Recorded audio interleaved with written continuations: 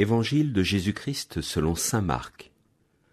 En ce temps-là, appelant la foule avec ses disciples, Jésus leur dit : Si quelqu'un veut marcher à ma suite, qu'il renonce à lui-même, qu'il prenne sa croix et qu'il me suive. Car celui qui veut sauver sa vie la perdra, mais celui qui perdra sa vie à cause de moi et de l'Évangile la sauvera. Quel avantage, en effet, un homme a-t-il à gagner le monde entier si c'est au prix de sa vie ? Que pourrait-il donner en échange de sa vie ?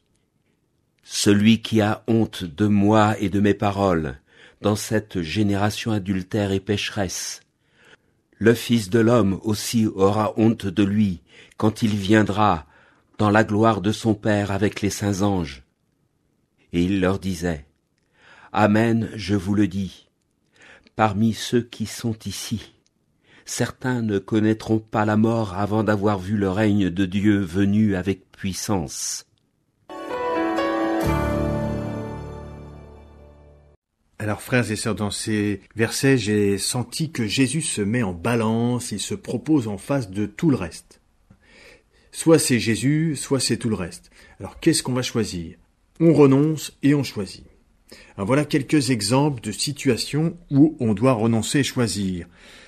Alors quand on marche en montagne par exemple et qu'on est devant le choix de deux chemins, c'est pas parce que c'est le chemin qui descend que c'est le bon chemin. On choisit avec intelligence et des fois on va choisir le plus difficile. Ou alors celui qui ne mange pas toute sa récolte de blé, qui vend pas sa récolte, il aura de quoi faire des semailles et il échappera ainsi à la famine. Celui qui chaque matin renonce à son oreiller pour aller au travail, il sauve son emploi, il sauve son salaire, il sauve sa vie, quoi. Mais il y a aussi chaque parent qui chaque jour renonce à sa tranquillité pour s'occuper encore et avec patience de ses enfants, il dit aussi son amour à ses enfants, il sème de l'amour dans le cœur de ses enfants en vérité, etc., etc.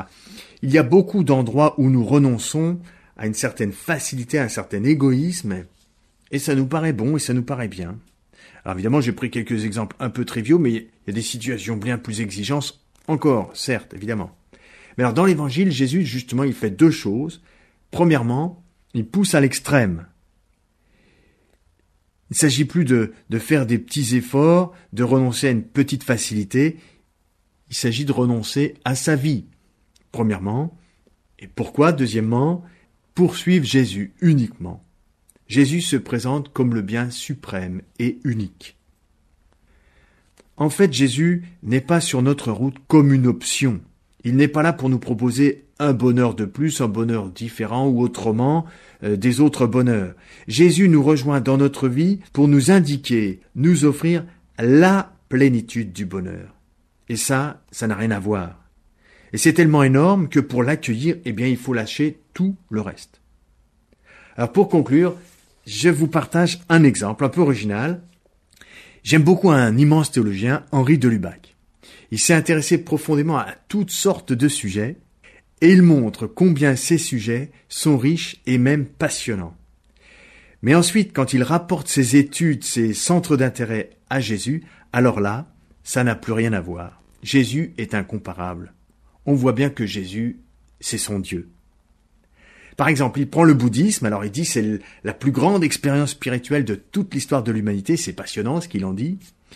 Mais ensuite, tout simplement, est-ce que Bouddha se serait converti devant Jésus ?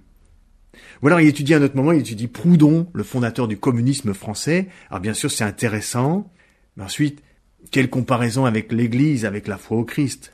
Proudhon reste Proudhon, un génie, mais il est incomparable avec Jésus.